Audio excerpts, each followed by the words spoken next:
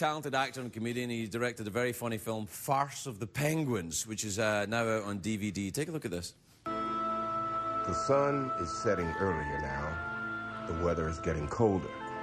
And I can't wait to finish recording this and go play golf. The males stop midway through their journey to rest and recuperate. Where's that cabana boy? I need new towels. Stay the hell away from me. I got an itch. Please welcome Bob Saget, everybody.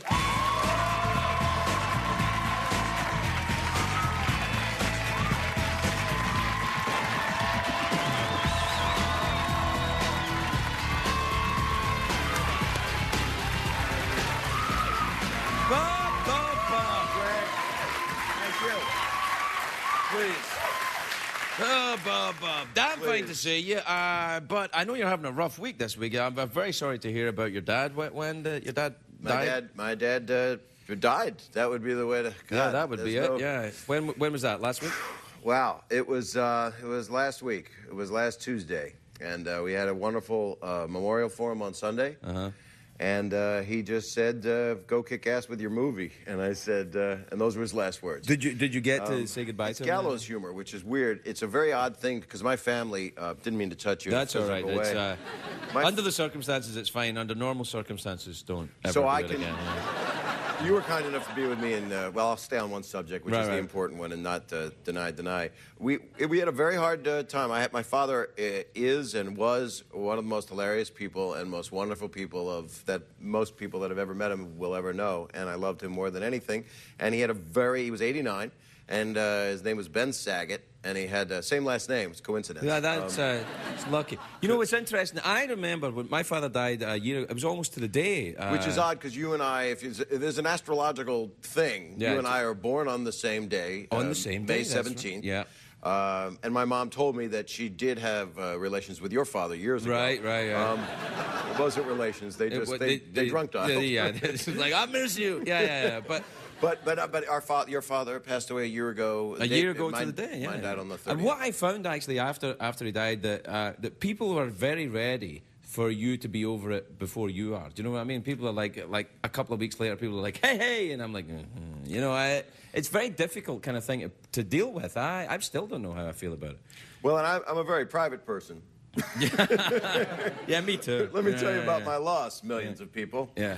Oh, no, not on the show. You're all right. No, just these few people. This is public access. Yeah, that's right. Yeah. It's put into a man's viewmaster. Do you know what I did to commemorate my dad? Is after a year, so just last week, I got a tattoo.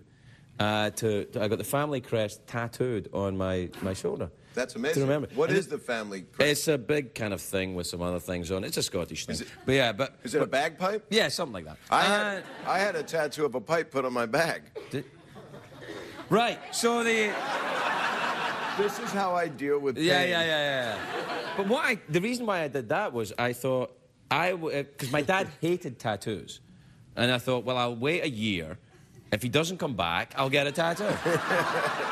And to commemorate, it's a kind of paradoxical way of doing things. It's like gallows humor. It's we had amazing. You showed a clip from the movie I worked on for a year. That was Farce of the Penguins, and it's out everywhere on the DVD, and it's doing really well. I'm kind of excited about it. I kind of think my dad actually passed away the day the DVD came out, which is kind of odd and weird, bittersweet, because he worked so hard.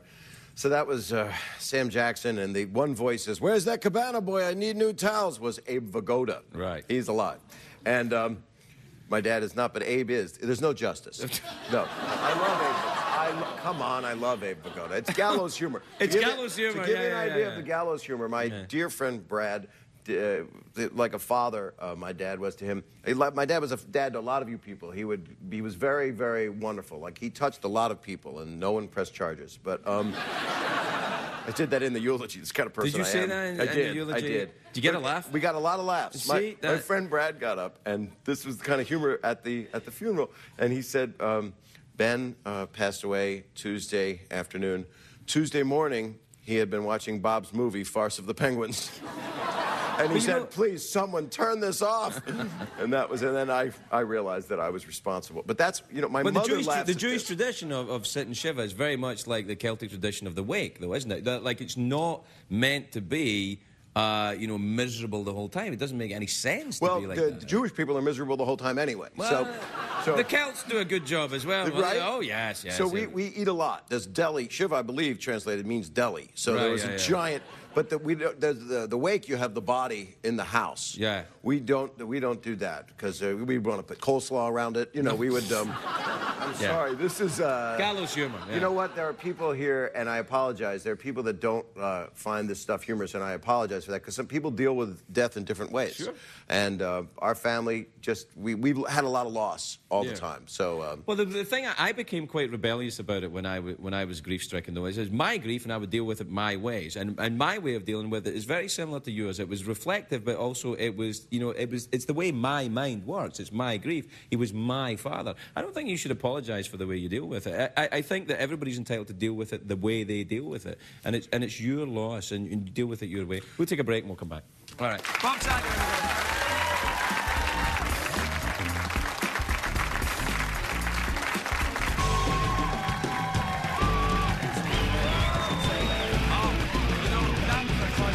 Welcome back, everybody. I'm here with Bob Saget. We were just actually talking in the break there. The last time I saw you was in Las Vegas, Nevada, when we were doing the Very, Very Dirty show. The Very, Very Dirty HBO Comedy Festival late night show at season. He was hilarious. He came out and did about 10 minutes of just filth. And pure filth. And I like to think pure filth. And it was refreshing. But you, I have to say, have got the worst potty mouth I've ever heard in a human being in my life. Me? Yeah. No. There were times when when I was listening, I go, that was not a cuss word. Right there, that wasn't a cuss word. It was like I was looking for conjunctions there. I invent new words. Yeah, I know that sound like cuss but words. I've done so much. I did so much family. I don't know conjunctions. Yeah. I've done so much family television. I have Tourette's now, which is not.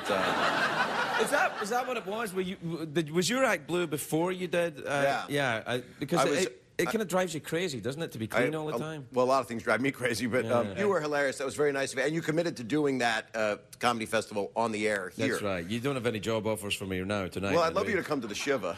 Yeah, no. That's when you're very cold and you eat deli because you've lost someone. I'm really sorry. You Shiva. Oh, I see. I'm really sorry. Yeah. I'd like to apologize before I finish the thought. I apologize sometimes before I do my act. I go out, I let the audience know that I'm feeling a bit vulnerable and I'm sorry, and then I do the act, and they forgive me.